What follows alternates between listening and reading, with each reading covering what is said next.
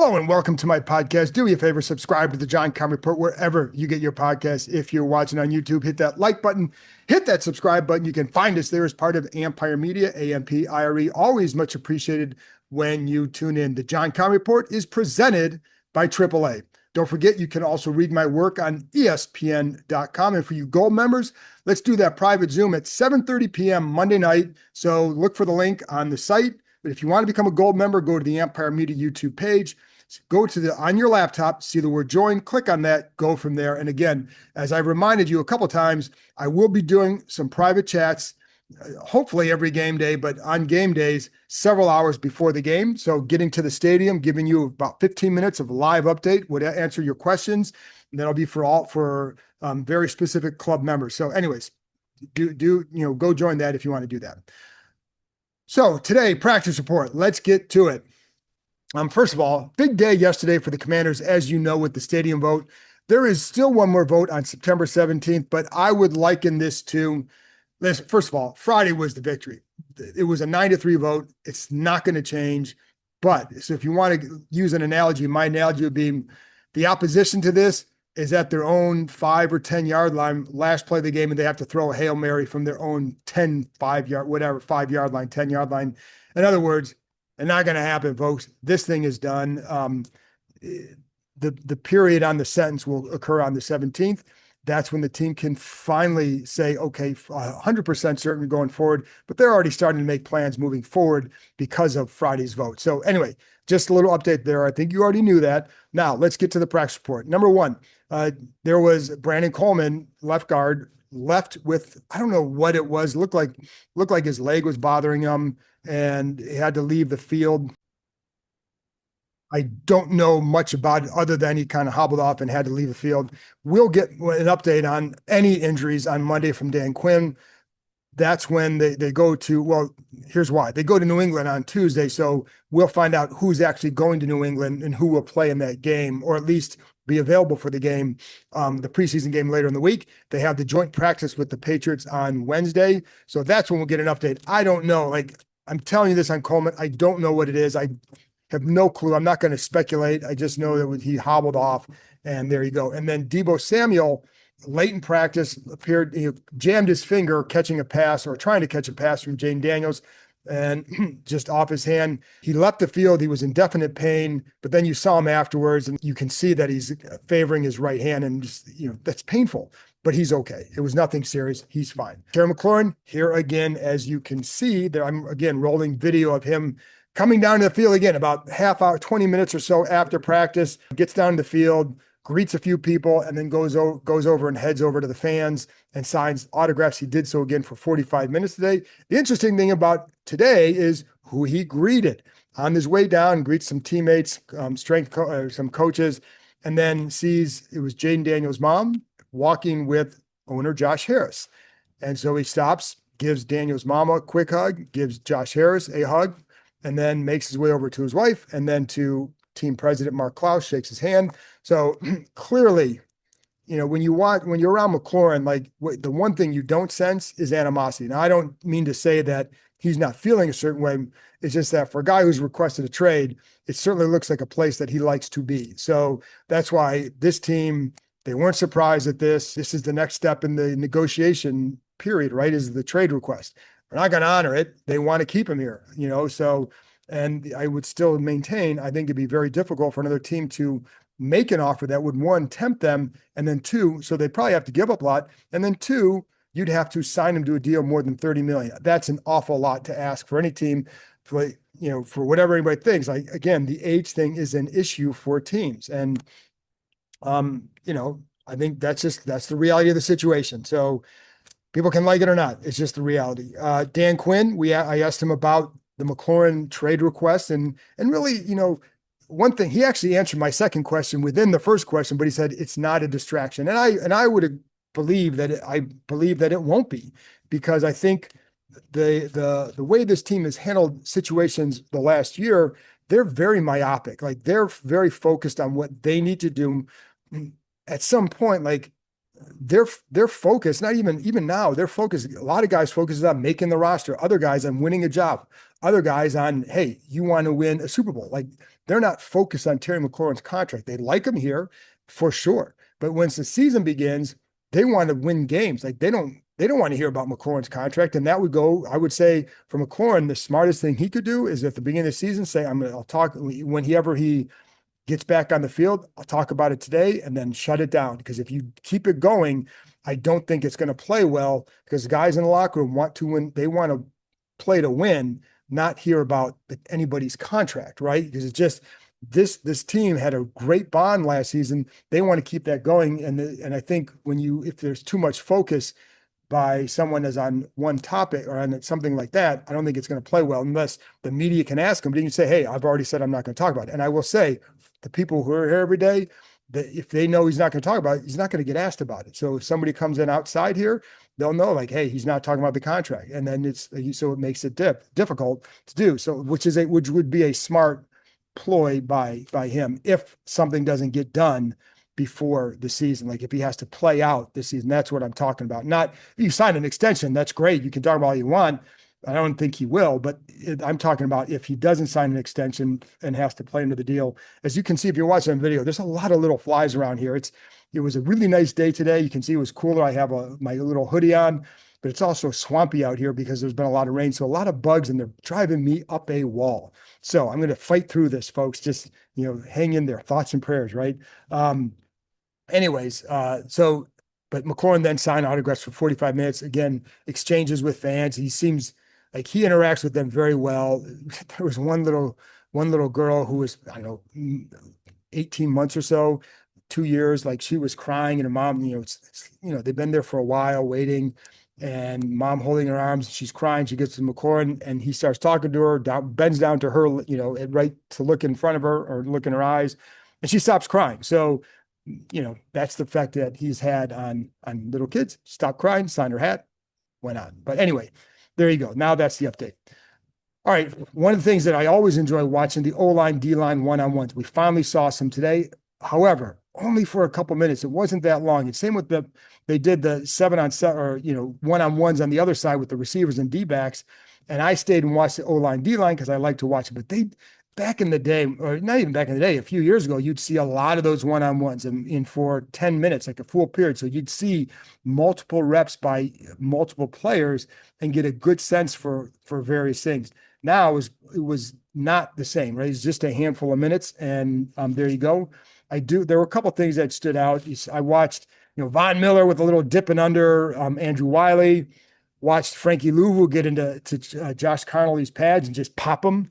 And and stood him up. And I like what I've seen from Chris Paul in this drill and even on the field. Like he's fighting for a backup spot with Herbig retiring. That opens up a possible spot for Paul or someone else. And I think he'd be interesting. He's a strong guy. He's reshaped his body.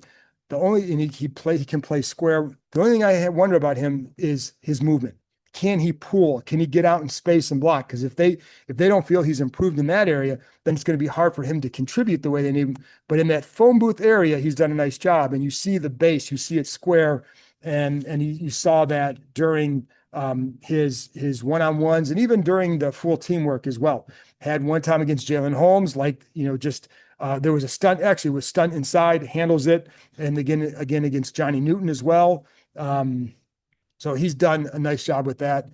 Dorrance Armstrong got inside on a stunt, got inside Laramie Tunsil one time. And then I watched Foster Sorrell. They've moved him all over the place. So there's clearly interest in him in seeing what he can do for them. And whether that's making it as a 10th guy or a 9th guy, or maybe more likely on the practice squad at this point, but somebody who could be elevated at some point to the active roster they've worked him at both tackles, both guard spots, and he's a big guy. I've talked about him before. There is the footwork I saw today, like could use a little speeding.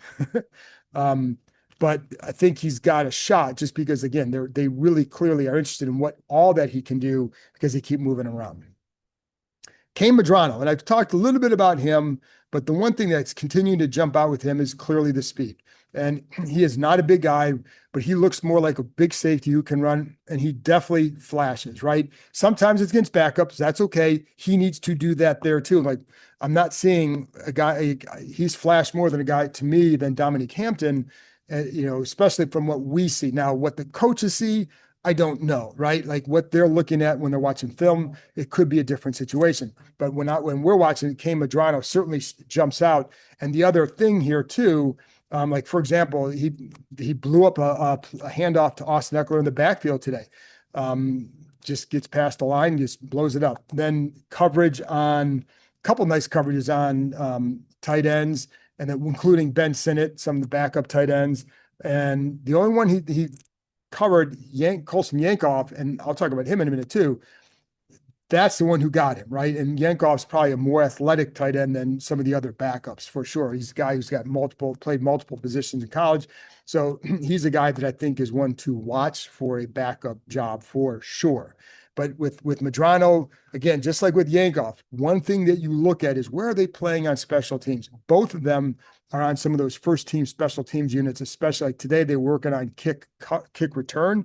Both were out there. And so like that again is always something to watch. Yankoff, again, also special teams. And he like one of the things I like with him is he can run well. And you see that in his routes. And again, I told you like what he had against Medrano, Medrano does a nice job covering others. Little stutter step, cut inside, gets open, catches the ball. So, I think he's a guy to watch as a fourth tight end. And, maybe even becoming a third tight end if Ben Sinnott doesn't show the progress they need him to make. I'm not at that point yet because, again, the games matter. But, I will say, like, Yankoff's ability to play special teams gives him, certainly I could see them keeping four tight ends. And at this point, if I'm picking the 53-man roster, I'm keeping four tight ends because of Yankoff for sure. On my pre-camp one, I did not, but I figured that Yankoff would somehow make it. I just had a hard time cutting from somewhere on the defensive side, whether a linebacker or D-line. And I figure like it's going to work itself out and we'll see what happens for the final 53-man prediction. Right now, I'd have four tight ends for sure. All right, Luke McCaffrey, need to see more of the progression to see because again, what you're trying to see is who can step up as a receiver this year. I like Noah Brown. Noah Brown did not work today. I think it was a maintenance day. There were no vet day offs, but I think for him, it's a maintenance day because as he comes back from one, the kidney injury, but two, also he had that knee injury in the spring. So as he comes back from that, they're giving him time off. I think he's going to be a big help for them. Just got to stay healthy. But with McCaffrey, you've got to see a little bit more. Now, I think he works well versus zone. I think he's still learning how to separate at the top of the route. So, is that an experience thing? Is that, what is that like? And where does he need to improve a little bit there? That's something that I still have to, that I want to find out from others and just see what they think, people who know a lot more than me. But what you see is that, right? Like, you'd like to see a little bit more at the top of the route doing that. Zone, again, sits down, finds it, does a really good job. Feel like he does a good job when the plays start to break down, when Jaden Daniels has to extend a little bit. So today, though, one thing he did do very well was catch a fade ball over Trey Amos. Down, it was a beautiful ball. It was, I would just say this, it was another dime from Jaden Daniels just along the sidelines. And, not a lot of there. And again, against Trey Amos, like, I don't think he's going to get a lot of separation, nor should he. Like, that's because I think Amos is really good.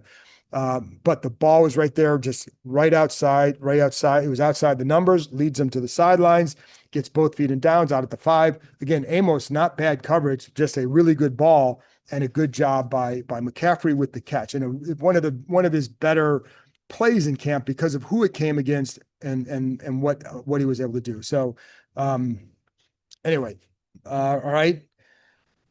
I talked about kick returns. I think one thing for sure is that Deebo Samuel and Austin Eckler are going to be really good on these kick returns. And I think that, it's funny because, again, I was talking to B. Mitch about this on the sidelines, but I talked about this last year too, and which is why I thought Austin Eckler would be really good in this area because it's more of a running back situation. So it's a lot of read the whole cut. It's basically an elongated running back run. And that's why I think it's Eckler and Deebo will do very well with that. What you don't want to do is see any of them get hurt. However, they can both contribute in that area in a big way. And you have to, that's what you want to get from these guys. Like Eckler's not the full-time running back, so you can find another way for him to contribute. And, with Deebo, I think it's another way to get the ball in his hands. And he's a jack of all trades. He's a big dude, and that big dude, that's what you're made for, is doing things like this and having a heavier load, because that's what you can handle. So I think with those two on kick returns and then Jalen Lane on punt returns, I think that's going to be a very good combo for sure. Like I think, I like Jalen Lane a lot as in that area, just because the little details that you see him operate with. And I was talking to B Mitch about him, like how often you talk to him. He's like, he talks to him a lot on the phone, right? So that's a good mentor for him to have. Everybody wants to have these guys, provide advice. These older players provide advice. B Mitch is out there all the time. And we saw him doing it in the spring, going out there one day, working with them, but being in that role. And it's helpful. You can't just call up guys who aren't around. Brian Mitchell is always around. So it's easier for them to get to know him and develop a relationship with him. You're not going to call up, too many guys and then work with them a lot if you don't know who they are. And just because they did something great here in the past, you still have to develop a relationship. And that's what Brian Mitchell is doing with Jalen Lane. I think that's a very good thing for Lane. And and I think it will help him. Saw Jonathan Jones, good tight coverage on Deebo Samuel today. Samuel did not separate, comes back for the ball. So does Jones. Jones knocks it away. The other thing, too, it jumped out to me again, is just Zach Ertz is just still very solid. Just a sharp, true pro. And just he's like Bobby Wagner on the other side of the ball, right? Guys like them, he doesn't look any different than last year. Now, maybe the season plays out a certain way. I don't know.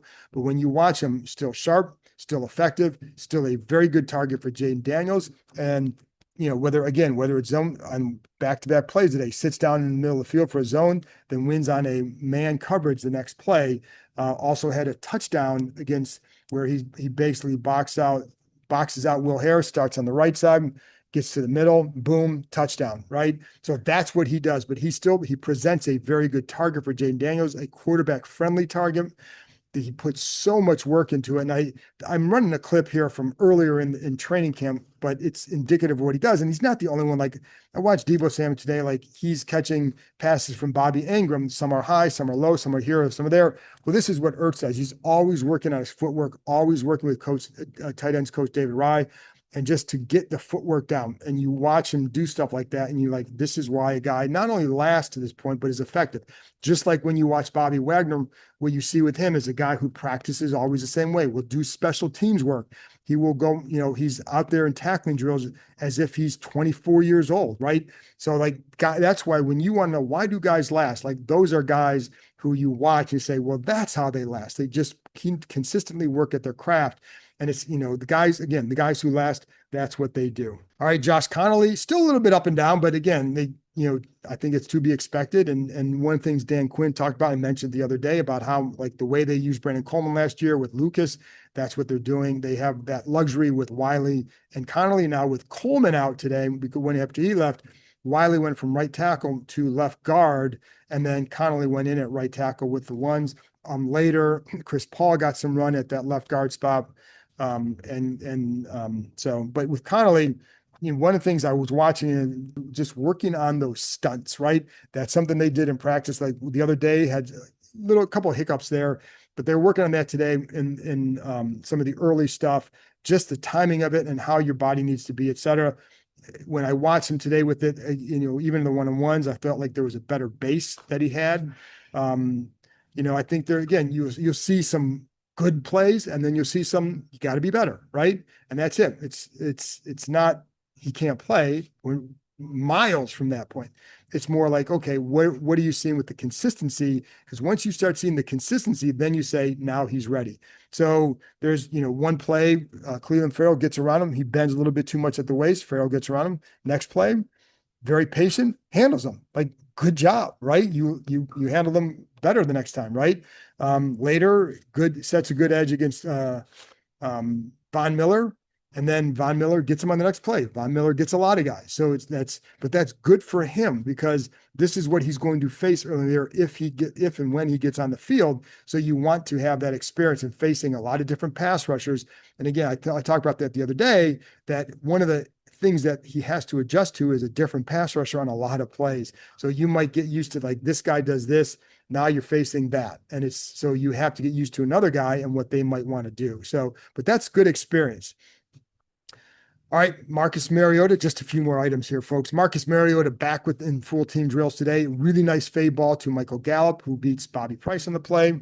And then the other one I want to point out too is Quan Martin. One thing I have liked since his rookie year, I think he does a good job with communication. I brought this up earlier, but there's another play today where you see that.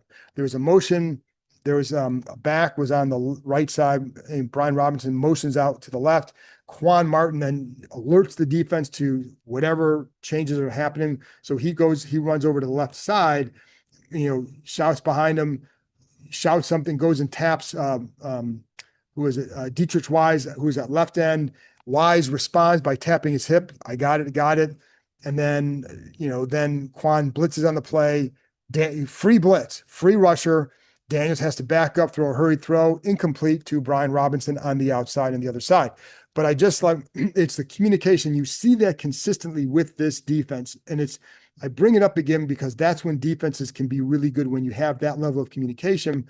Because when you don't, you see the busted plays, and you just don't see, so far in camp, you don't see the busted plays. You'll see sometimes, like, guys, like, maybe there's some off. I saw one today with a couple of different cornerbacks. Like there was a definite mix up with the coverage. Did not result in any damage, but there was a mix up because you could tell by the way they were talking to each other, definitely confused not confused, but one was like, you got to be doing this. And so it happens once in a while. And I'm not even sure either one of those guys make the roster, but you see far less of it because the communication is just better overall. And I think part of it starts with having good pros, smart players, always helps.